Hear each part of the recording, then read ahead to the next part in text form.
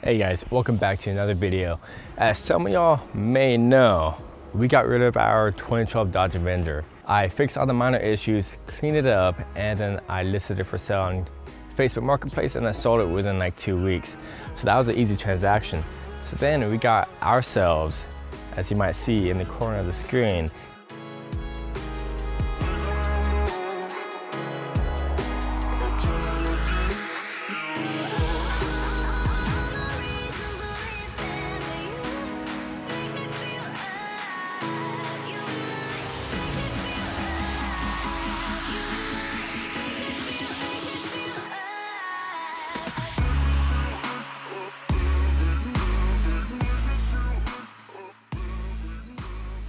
a 2008 Chevrolet Tahoe, which is a huge upgrade from the 2012 Dodge Avenger. You might think it's 08, it's older, it's not as great, but it is better in my opinion. There's multiple reasons for that.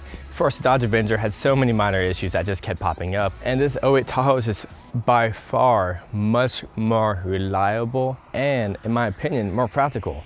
I basically took a photo of one of these wheels and I asked if any of y'all knew what kind of car we got, and obviously it's not a car, it's a SUV. Only one person basically got it right, and that is TJ Robinson. So good job, man. This is the GMT900 Chevrolet Tahoe. They made this generation from 07 to 2014 with the 4.8 liter, 5.3 liter, and the 6.2 liter. And this is the 4.8 liter. It's not as powerful as the 5.3 or the 6.2, but it's powerful enough. Has 295 horsepower and it can tow roughly 5,000 pounds, depending if you have the towing package equipped. You can do more than that if you do. This is a one owner Tahoe. Basically, we traded it from Tara's dad. He had it from the very beginning, and now it has 168,000 miles without many issues at all. I think he had a battery issue and the seat motor going out, that was an issue that he had. But overall, it's been very, very reliable. Let me go ahead and show you the exterior real quick. So the paint is actually in pretty good condition. You can see it shining very nicely throughout the entire car.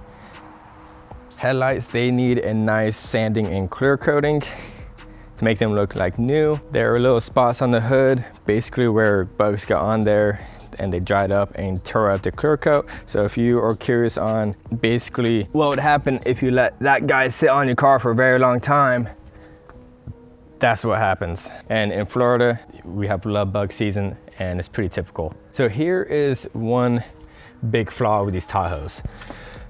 These little side skirt things, the top of them end up just, the sun ends up tearing straight through that clear coat. No matter how much you wax it, the sun tears straight through it. And then all of this is torn up from the sun all the way around. The sun kind of tore straight through this. And the previous owner, Tara's dad, he took fantastic care of his vehicles. He waxed them. I don't know exactly how often, but I'm gonna say at least once every 3 months, which is basically how you should take care of your car. Clean it every month at least and wax it every 3 to 6 months. And he did do that, but yet on these plastic panels right here, the clear coat just kind of came straight off of it. Same with this right here, the clear coat came off, and obviously this side skirt, all that got torn up. But I think that's mainly it for the exterior. It's in pretty good shape. Let's go on the inside. This is the key right there. Unlocks. So this is the LS model, which is the 4.8 liter model.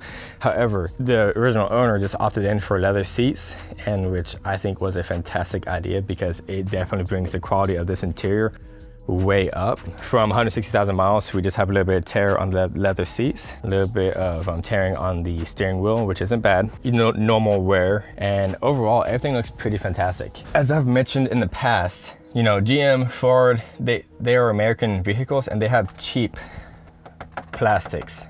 So basically what happens when you drive this car, it shakes a little bit and basically it creates these cracks. That crack right there, there's one right here, and there's we're gonna pick this up because I just applied this this mat, but there's a crack that kind of goes all the way down.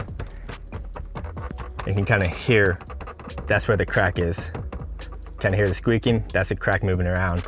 So as this truck vibrates, those cracks become larger. So I thought putting a dash mat might put some weight on those cracks and have them vibrate less. However, this dash mat is very light, so that's not the best solution. I'll probably figure out a solution here pretty soon. But dash mat alone also makes the Tahoe look a lot nicer in the interior. So you got leather seats, dash mat looks decently high quality. You know, other than that, this car basically looks brand new. Here's the passenger seats. You know, it looks amazing. This is what happens when you take care of your car and you have all this room back here. I've been using the back a lot and I don't want to dirty up this nice carpet here. There's a lot of storage back here as well. So you have storage here, storage here. This picks up for storage. You have all that storage down there, you know, where the jack is and whatnot. You have a 12 volt plug right there. Those seats fold down to give it a nice, pretty flat room, so I can fit just about anything back here if I wanted to. This folds down to a cup holder. This also folds down for a cup holder because us Americans like drinks. This is storage right here. You know, max because COVID-19, go Gators. This folds up and then this comes up as well. That latch is broken, you know, cheap GM, that's what you expect, but that's where the jumper cables are. So I just wanted to show you about the Tahoe. And now I'm sure you're wondering what's my plan for it. Since it's in such great shape from 160,000 miles and basically 12 years, I don't want to modify it in any crazy way. I want to keep it as OEM as possible, you know, once again, because this is in such great shape. So in order to do that, my plans are basically to modernize it just a little bit and make it look brand new once again. And of course, if you have any ideas of what I should do with the Tahoe, let me know. I really just want to keep it nice and reliable, OEM and modernized. That's basically how I want it at this moment. In order to do that, I need to clean up, oh, that's a bee. You might have saw that in the lens. In order to do that, I need to basically take these off, repaint them, repaint these panels, you know, down as well. OEM paint, so it's gonna match that, and I can do that in the garage. I would like to install a new head unit, a touchscreen preferably, then add a heads-up display. I think that'd be pretty sweet. That will give it a nice modernized feel. The Tahoe already has a tire pressure monitoring system, so I'm gonna keep it the way it is. It does a good job. That's basically all I'm thinking of right now. I am of course going to be motivated to think of more things to do to the Tahoe, but that's it for right now. And obviously I want to, like I mentioned at the beginning of the video, sand these down, clear coat them, make them look brand new again. Tara and I currently has owned this Tahoe for about a month and a half now-ish, or maybe 2 months. Anyways, with those 2 months, I have already broke the Tahoe and fixed it, but I already broke it, and I wanted to show you what broke and how I fixed it, because potentially you might have that issue at home as well. Because it's a very common issue, and I have a video on the common issues on GMT900 Tahoes, but I just happened to miss this problem. That heater core line basically just snaps in half. It snaps in half right there. I can show you a picture of what it looked like when it snapped, and basically what I did, I cut this hose down to size. I changed out that T-pipe back there. I replaced it. You don't have to replace it, but I replaced it. And I just essentially reattached this heater hose onto there with a clamp, which has been working perfect.